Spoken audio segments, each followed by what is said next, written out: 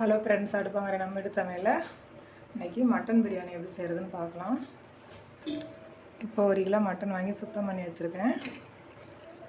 மட்டனை குக்கரில் சேர்த்து வேக வச்சுக்கலாம். வேக வச்சுட்டு தான் நம்ம பிரியாணி செய்ய முடியும். தண்ணி அளந்து ஊற்றணும் அரிசிக்கு. அதனால் நான் இப்போ மட்டன் வேக வைக்க ஒரு 1/2 லிட்டர் தண்ணி சேர்த்துக்கிறேன்.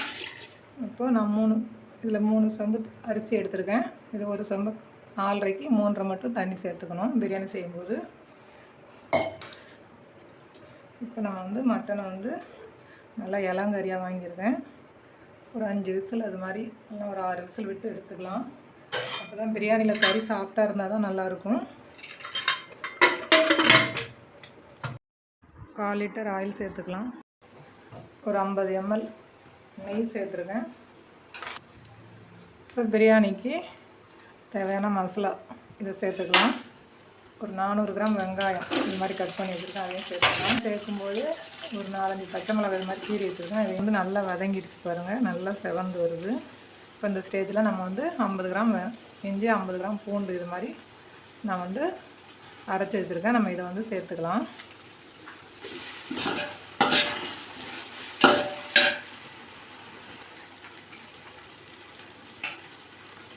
இஞ்சி பூண்டு நல்லா வாசனை வந்துருச்சு.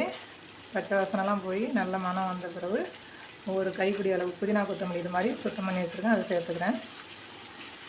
400 வெங்காயம்னா 400 தக்காளி இது மாதிரி கட் பண்ணி வச்சுருக்கேன். இப்போ தக்காளி சேர்த்துக்கலாம். தேவையான அளவு உப்பு சேர்த்துக்கலாம். தக்காளி நல்லா வதக்கி விட்டுலாம், கொஞ்சம் வதங்கட்டும். மசாலா சேர்த்துக்கலாம். பச்சை மிளகாய் நல்லா வாசனைக்காக நான் நிறைய போட்டுக்கிறதுனால கொஞ்சம் மிளகாத்தூள் கம்மியாகவே பார்த்து போட்டுக்கணும். காரம் இல்லைனா காரம் அதிகமாகிடும். நான் ஒரு 2 ஸ்பூன் அளவுக்கு தனி மிளகாத்தூள் சேர்த்துருக்கேன்.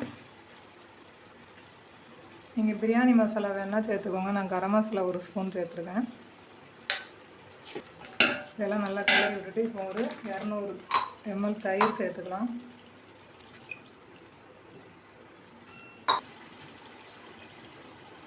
இப்போ நம்ம வேக வச்ச கறியை இதில் ஒன்றா சேர்த்து ஒரு 2 நிமிஷம் நல்லா கிளறி விட்டுடலாம்.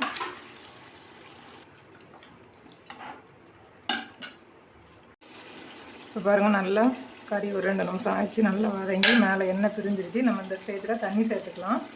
நான் 3 கப்பு அரிசி வச்சோன்னா 4.5 கப்பு தண்ணி. அதில் கறி வேக வச்ச தண்ணி 1 கப்பு இருக்குது. இப்போ இதில் 3.5 கப்பு தண்ணி சேர்த்துக்க போகிறேன். இந்த ஸ்டேஜில் உப்பு உரப்பெல்லாம்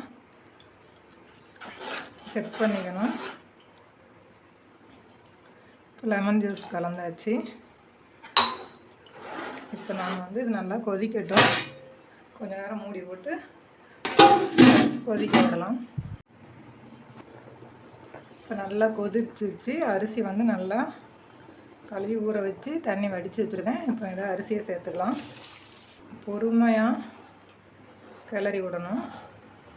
அடுப்பை மீடியம்லேயே வச்சு பொறுமையாக நம்ம இதை வேக விடலாம். இப்போ பாருங்கள், சாதம் தண்ணி எல்லாம் நல்லா ஒன்று சேர லெவலாக வந்துருச்சு. நம்ம இந்த ஸ்டேஜில் அடியில் ஒரு பழைய தோசைக்கல் வச்சு மேலே ஒரு வெயிட் வச்சு கம் போட்டுக்கலாம். ஒரு 1/2 hour தம்மில் இருக்கட்டும். அதுக்கப்புறம் சாப்பாடு எப்படி வந்திருக்குன்னு பார்க்கலாம். இப்போ 1/2 மணி நேரம் ஆகிட்டு சாப்பாடு எப்படி ரெடி ஆகிருக்குன்னு நம்ம பார்க்கலாம். பாருங்கள், பிரியாணி சூப்பராக ரெடி ஆகிருக்கு.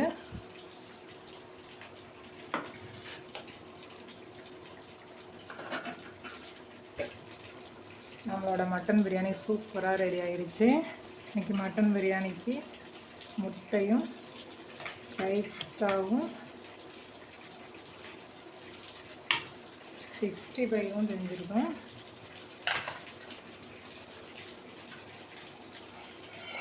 நீங்களும் இதே மாதிரி செய்து பார்த்துட்டு எப்படி இருக்குன்னு கமெண்ட் பண்ணுங்கள். உங்கள் ஃப்ரெண்ட்ஸோட ஷேர் பண்ணுங்கள். மறக்காமல் நம்ம சேனலுக்கு சப்ஸ்கிரைப் பண்ணுங்கள். இது மாதிரி மட்டன் பிரியாணி செஞ்சிங்கன்னா சூப்பராக இருக்கும். எனக்குவே இந்த பிரியாணிலாம் செய்கிறதுக்கு பக்கத்தில் நான் கொடுத்துன்னு இருக்கும்போது பக்கத்தில் இருக்கிற பாயமாக தான் இது மாதிரிலாம் சொல்லி கொடுத்தாங்க. அதனால் பிரியாணி எங்கள் பசங்க வெளியில் கூட சாப்பிட மாட்டாங்க. அம்மா நீங்கள் செய்கிறதே நல்லா இருக்குன்னு, சூப்பராக இருக்குன்னு சாப்பிடுவாங்க. நல்லா டேஸ்ட்டாக இருக்கும். அடுத்த ஒரு நல்ல வீடியோவில் சந்திப்போம். நன்றி, வணக்கம்.